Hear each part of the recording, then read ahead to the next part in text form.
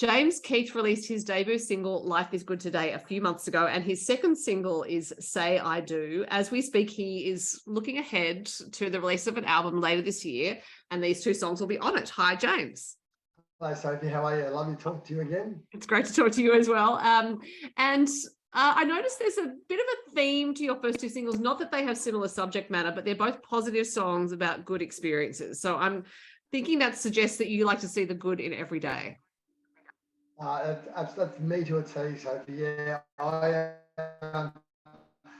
tried to write, sad songs and heartbreak songs. I just can't do it. I try to make the most out of every situation. I've been through, the ringer and back in my life, and as everybody has. But yeah, there is a positive in every situation, and I tend to focus on that. Yeah. Because I think the popular perception of songwriters may be that, sadness is a good generator of story ideas and whatnot. But I actually interviewed Jason McDaniel a few days ago, who has a song about riding a Harley, and he just said, I don't sing sad songs. So it's interesting for me, this movement, at least within country music, which originally was kind of a sad genre, if you think about Hank Williams and people like that, that it's more about, I'm embracing these positive experiences. And I wonder if the past few years have actually had something to do with that the audience also is looking for that. Yeah, look, I think so too. I mean, country music, everyone sort of resonates with it. So, but yeah, like traditionally, as you said, everyone like writes a heartbreak song, or, tends to focus on, the negatives in a situation where, yeah, I just can't do it. Honestly, I've tried to, but I can't. I always flip it around to, because there is a positive in every situation. And I mean, you look at, the suicide rates and everything seems to be going up, and everyone's, so like a lot of, social media issues and stuff like that. Look, I really try to, because as I said, I've lived through some tough things, as everybody has. We all have. But I'm telling you, there's a positive in every situation. You might be able to see it, but there is. And if you can sort of spend your energy and your time onto that, then life is good today. So. Yeah. Is that an attitude you've always had? Like from the first time you've experienced a setback, that you just thought, right, I can react to this one of two ways. I can either let it bring me down, or I can try to find the positive in it. Yeah, absolutely. I'm kind of lucky that way, and I don't know. As long as I can remember, I've been like that. I've never kind of gone the feel sorry for me kind of look, not that that's anything wrong with that, but just the way that the way that I am is just, I suppose I just, and you pretty much control your own destiny, and I believe. And if you tend to sort of, take that kind of, the let's just call it the negative kind of look on life, I suppose, then you tend to make those decisions. So I always live in a happy state and a positive state, and I'm a big believer of, you make the decisions based on the state of mind that you're in. If you're in a playful mood and an exciting mood, then you generally make those decisions. So it's like songwriting too. I mean, I tend to write songs that have making me feel happy, but also the company, like the music that goes with it as well, is kind of uplifting and kind of toe tappers as well. So look, I definitely, I tend to live in a happy state, and that's not saying I'm bubbly and excited all the time. I mean, everybody's got their ups and downs, but I definitely sort of gravitate towards things that are going to pull me out of that sort of state and live in a playful state of mind. Now, you grew up with a few brothers. I'm wondering whether that's had something to do with your state of mind. Like, you just had to pick yourself up and dust yourself off, because otherwise there was someone who was going to give you a bit of a razz. Yeah, well, that's it. I mean, one of five boys, and we had our fair share of Barneys on the farm and whatnot, but there was no one to look, there was no one to feel sorry for you or whatever. You just had to literally get up, dust off, and go again. So look, it probably does. Yeah, I mean, also too, we grew up on a farm. We built a vineyard, so we had to adapt young to, working hard and kind of having that kind of resilience, I suppose. And we were never sheltered. We had to work for everything that we've ever had in our lives. And as I said, one of five boys, mum and dad were outnumbered pretty early on. So, catch and kill your own in a sense. And yeah, I suppose that probably has contributed towards. So as you say, catch and kill, you're right. I've got this Lord of the Flies image of the 5 of you tearing around like, yeah, survival of the fittest. It's a pretty much, it was in our household that way. You're right. But look, it probably also taught you to be resourceful and resilient. And you've been a professional sportsman as well. And these are skills that I think can translate to being a professional athlete as well as being a musician and being a live performer, that you have to adapt to circumstances. And with 5 boys, there'd be a fair bit of adapting and a bit of resilience, I would imagine. Yeah. Yeah, look, there really is. I mean, obviously, the sporting kind of career that I went on, it was, you need a lot of discipline and resilience. You do, but I mean, that's like in anything in life. If you want something, you've got to work hard for it. Like nothing comes free or easy in this life, and whether you're doing a music career or media or literally whatever it is, you just you've got to work hard for it. So nothing comes easy. So yeah, I suppose that, I mean, I'm 38. I'm not a spring chicken, but I've lived a life. But I've I feel like I'm just getting started as well. I'm really thirsty and kind of hungry for what this next sort of phase of my life. So yeah, I mean, yeah, your life experiences has probably got me to where I am, but I just tend to live in a happy state, and I generally everything around you becomes that kind of state, because you attract that kind of people, and you leave you tend to push away from the negative influences. So yeah, I'm a happy kid. Yeah. So I should mention that the sport you played was rugby league, and so that's a team environment. So you went from a team while you were growing up, a team of 5, to a bigger team. But I'm also was considering that the ups and downs of professional sport, because you're obviously going to win and lose some all the time, might have prepared you to be a songwriter as well, because you're going to, like, some songs are going to work and some songs are not going to work. Yeah, I was speaking to Jax Tonic today about this actually, and yeah, I mean, the music industry, you've got to be resilient. People aren't going to like you all the time, and people are, and some songs are going to hit, as you said, some songs are going to resonate, and some just won't, and yeah, I've had songs where I've showed people and they're like, oh my God, I love it, and then I think it'll be a better song the next one. They're like, oh, so yeah, you have to be resilient, but at the end of the day, I think if you're being yourself and you're genuinely writing what you love, and you just, as I said, you're just yourself. If you're trying to please other people or write for other people to try, I think that's where you get in a bit of trouble.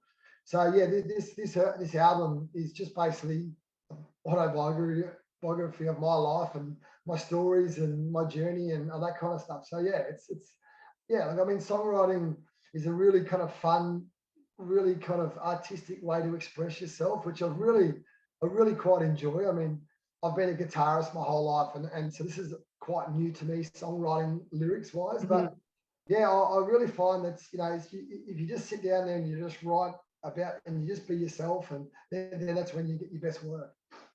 Now, speaking of songwriting, one of the songs you have written is the latest single, "Say I Do." Now, I am forced to the conclusion, James, that you are a bit of a romantic, given what's on this song. You got me, Sophie. So what is the inspiration for this song? Tell the viewers, tell the listeners. Well, yeah, so this is ever since we were kids, we used to holiday in Foster, and I had 4 pretty much long-term girlfriends, which I all took them to Foster at some different stage.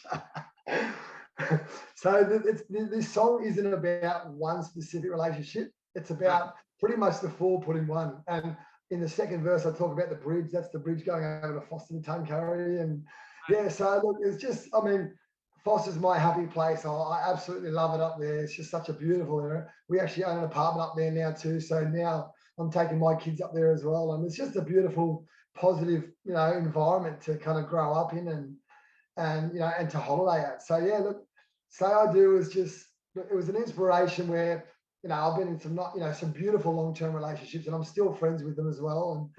And yeah, it was just a kind of happy place. And when I actually wrote the music, like the chords and stuff, it was just such a beautiful song. So I was like, well, let's make this a love song. And yeah, so that's how I put it all together. I've got to say, because I was considering the sorts of love songs that are around just in music in general, and this one's a very upbeat song. As you said, you write happy songs. It's also a love song without an agenda, and quite often love songs are like, I want you to like me or whatever, you don't like me as much as I like you. And this is basically just like, hey, I love you, say I Yeah, do. And so yeah, I found that really refreshing. It's like, oh, this is a love song to get behind and just enjoy. yeah. Well, I mean, and the kind of cool thing too is when I was writing the song, we kind of got towards the end. I was like, well, I'm kind of writing a bit of a journey here. As I said, no journey, just kind of a love story, I suppose. And then I just had this crazy idea, just to, well, a cool idea to try change the lyrics in the last chorus to an actual proposal. And this is something that I've never practiced this, but if you listen to my album, like it's coming out later in the year, you'll find that I do this a lot. Is I tend to write almost as a story. So I generally change the lyrics in the last chorus just to make it, just to kind of complete the story. So yeah, just had this crazy idea, was to find this love story in this song, and then finish with a proposal in the actual lyrics. Yeah, it's a lovely song, and Life is Good Today is also a lovely song because it puts a smile on the face to listen Yeah, to it. yeah. Now, something that has probably put a smile on your face recently is that you went to CMC in Queensland. I imagine you had a terrible time. Oh, it was. I hated it. It was rubbish. Oh, it was amazing, honestly. Like Zach Brown band's one of my all-time favorite bands. Actually, well, they're the guys who got me into country music in the first place. Their song "Toes," "Life Is Good Today," and then I was lucky enough to get backstage and meet my heroes like Jordan Davis, who was just such an amazing fellow, and then Hardy as well. He's probably one of the biggest influences in country music at the moment. So look, definite pinch me moments, but I'm a battler. I love getting out the front and having a few drinks and dancing the night away and shirt off and carrying on, and just like, oh, that's just me. And my brother Robbie was there, and we met some other really good artists and just some good people. And it's just, yeah, again, it's just such a positive experience. You can't not go there and not have a bad time. It's just amazing. Like really good lineup. Great venue, and it was just a fantastic 3 days to be a part of. Well, from what I was seeing on social media, I thought these people are not sleeping because by the time the music ended for the night, like everyone was just looked like they were so deliriously wired and happy and excited or whatever. I thought there is no sleep happening there. No, that's it. Oh yeah, it's just literally a 3 day party. It's just magic. And well, the good thing too, there's like some of the Australian acts are on kind of quite good. They're on their way up as well. So I mean, I saw acts and they're just like Australia's just full of really good up and comers. And yeah, so that was. No, it was a long 3 days. I'm still recovering now, but it was all good. Yeah.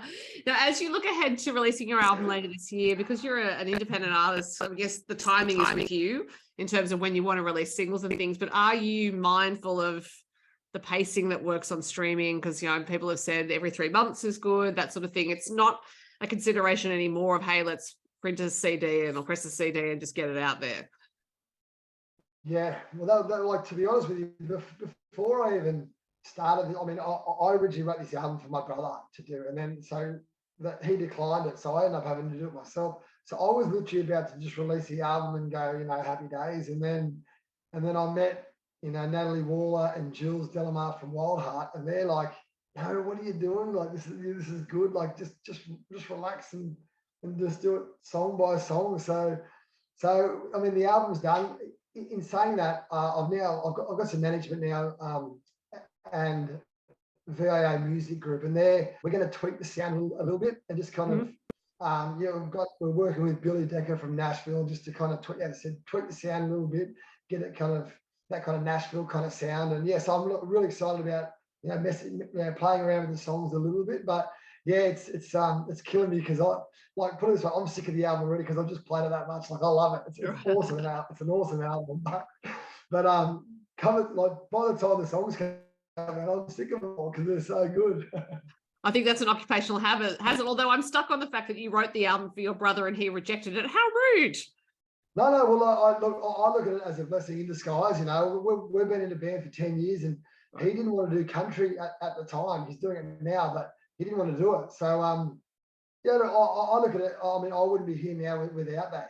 So while I was a bit bummed at the start, look at a positive situation. I mean, here I am now doing my own stuff. So So yeah, I'm actually grateful. And it sounds like you paved the way for him to come to country music because he's now going to do it. Well, that's right. Well, he was in Star Maker this year, so he did really well. It's Robbie Mortimer. So yeah, yeah. Look, we're best mates, and we still play with each other in bands and stuff. But yeah, as I said, this has kind of opened the door for me to do my own stuff, and you know, it's going great. Like I'm really enjoying it, and you know, it's just such a cool industry to be a part of. Yeah. So do you get to play in Sydney much? Because I suppose venues closer into the city are few and far between, or are you going further afield on weekends and things like that? Yeah, look, we're going all over the place at the moment. I know you're North. Are you North Shore? I am, yes. Yes. Well, the Manly boat shed on the 21st of April. We're going to be country night. I'm going to write it down. Write that down the calendar. Yeah, the Manly boat shed. But and then we're going to play Jolene's in the city as well, which is a real good American pop bar. Yeah, so we're going to start lining up a few gigs there. I'm supporting John Stevens down at Corowa this weekend near Wodonga. So look, things are starting to happen now, which is really cool. But yeah, look, we played at Charlieville up in Queensland a couple of weeks ago, and yeah, so yeah, we're starting to kind of get the name out there now, and which is lovely because I'm getting messages from all over. People from all over Australia saying, "Well, you should play here and you should play there." So people are enjoying the music, which is good. And you know, last time we spoke, I was just saying like the songs are designed to be played, you know, live. Mm-hmm. They're kind of big kind of songs. So you know, well, I think once you start to see us live, you know, and kind of get around, yeah, and I really enjoyed it a lot more. Sorry, you dropped out a bit there. And I will say I have heard the album, even though it's not out for a long time. And yes, you're right. It is a big, entertaining album, and it's incredibly uplifting, which makes it a pleasure to listen to. Because like, oh, this is just going to make my day listening to this album. I should also say, because you mentioned Jolene's, this is a venue I only recently found out about. It is in the middle of the Sydney CBD. It has country music 2 to 3 nights a week. So anyone who's in Sydney listening to this who doesn't know about it, get there. But that would be a great venue because they have been putting on some really good artists. Yeah, no, they have been. Yeah, and it's their first birthday party this weekend on Saturday night. So if you're around town, yeah, we had another gig lined up, so we couldn't make it. But yeah, like definitely go check out Jolene's. It's a great American kind of honky tonk kind of bar, right? Yeah, as you said, right in the middle of the city. So if you follow us along too on the socials. We'll be playing there, you know, in the next couple of months. So yeah. Yeah, great. Okay, well, people can find your dates on your socials. As you said, in the meantime, they can listen to Say I Do and keep an eye out for your album. James, lovely to talk to you. Thanks so much, Sophie. It's been lovely to talk to you again.